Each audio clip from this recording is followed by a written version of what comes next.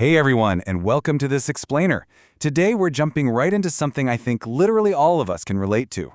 We're taking a warm, grounded look at that incredibly real and, let's be honest, often frustrating gap between knowing exactly what we need to do and actually doing it when the pressure is on. We'll be exploring the brilliant insights from Danielle Body's program, the 7-Day Human Readiness Reset. So think about this for a second. Why is knowing what to do so completely different from actually pulling it off in the moment? You might know logically that you need to set a boundary, or slow down your pace, or ask a clarifying question. But then the moment actually arrives, and what happens? You just snap right back into an automatic response.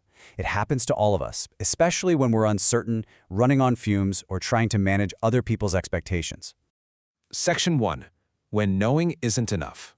Let's start by looking at our status quo, and I want to do this completely without judgment. Think about these very ordinary moments. Saying yes to a request before you've even checked your own time or energy, avoiding unnecessary conversation, assuming you know what someone means instead of just asking them, over-explaining a totally reasonable decision you've made, or taking on the responsibility for someone else's comfort, continuing to live by some old rule that just doesn't fit your life anymore. Listen, returning to these automatic habits doesn't mean you lack discipline. It just means the capacity that specific situation requires isn't fully available to you yet when you're under pressure. If you see yourself in any of this, you are absolutely not alone. Now, this idea is a total game changer because it shifts the narrative right away from self-blame. These patterns are not always evidence that something is wrong with you. They are often evidence of something you have practiced. Think about that. An automatic response usually developed for a very good reason. In a previous chapter of your life, maybe it kept you safe, or helped you avoid conflict, or protected a relationship. You aren't broken. You're just highly practiced at an old response. Section 2. Introducing Human Readiness. So how do we actually bridge that gap? Well, it's through a concept called human readiness. And honestly, it is such a refreshing, dignity-centered alternative to all that exhausting hustle culture and exaggerated motivational hype out there. We define it as the capacity to use what we know in real-life situations, especially when we're under pressure, dealing with uncertainty, flat-out tired, changing, or just managing other people.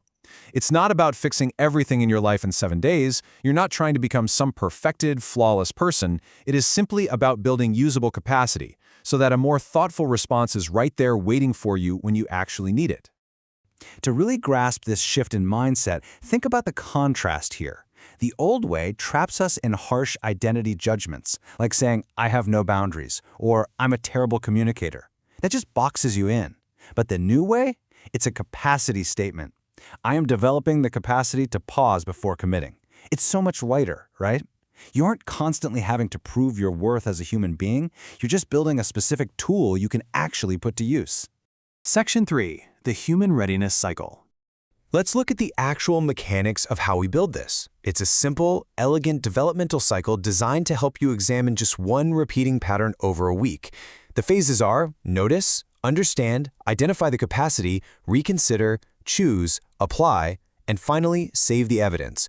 The entire goal here is gentle recalibration. We are completely skipping over forced correction or the unrealistic demand that you just instantly stop making mistakes. Breaking this down, here's how the first half of the week flows. On day 1, you just observe the sequence of your triggers without trying to fix a single thing. Just watch it happen. On day 2, you dig into understanding it by asking what role or fear is actually shaping that response. Day 3 is where you identify and name the specific capacity you need, like say, the capacity to just tolerate uncertainty for 10 minutes. And on day 4, you reconsider. You update the outdated rules you've been living by, like that exhausting rule that says, I have to say yes to every single request immediately. Then we move right into the second half of the week. Day 5 is all about translating your new insight into one realistic, accessible response. Just one. Day 6 is where the rubber meets the road, taking that response and applying it exactly one time in a real-world situation. And day 7 is about saving the evidence. You gather what you learned, treating whatever happened as valuable information rather than some harsh pass or fail test. Let's zoom in on day 4 for a second, because updating our rules is absolutely crucial. When you're recalibrating an old survival rule, like automatically taking responsibility for someone else's bad mood, your updated principle really needs to fit who you are today. It should be honest, flexible, relevant to your current life, and clear enough that you can actually practice it. Essentially, you're finally giving your present-day reality a voice in how you live. Which leads perfectly to this gem of an idea on day 5. A usable response is more valuable than a perfect response I can't access when I need it. We all do this, right? We imagine delivering this flawless cinematic boundary or a perfectly articulated speech, but under pressure? Poof, gone. Sometimes your best response is just, you know what, I need a minute to think about that. That is a usable response, and that's what we want. Section 4. Small evidence matters. Now we're getting to a major shift in how we view progress. We are entirely redefining success by walking away from the fantasy of overnight transformation and pointing directly towards subtle, everyday adjustments. Look at what this actually means in practice. A pause before answering matters. Catching yourself and using a clearer sentence matters. Asking a question instead of jumping to an assumption matters.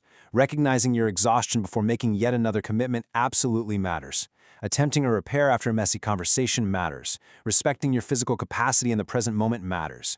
These aren't minor things. They are the literal building blocks of usable capacity. There's a massive contrast in how we build self-trust here. If you're constantly waiting for complete transformation, like the permanent boundary or the total 100% absence of anxiety, you're going to feel like you're constantly failing. But when you actively gather small evidence of becoming, even if your attempt was clunky and imperfect, you build lived self-trust. You prove to yourself in real time that a different response is slowly but surely becoming available to you. Section 5. Your invitation to begin.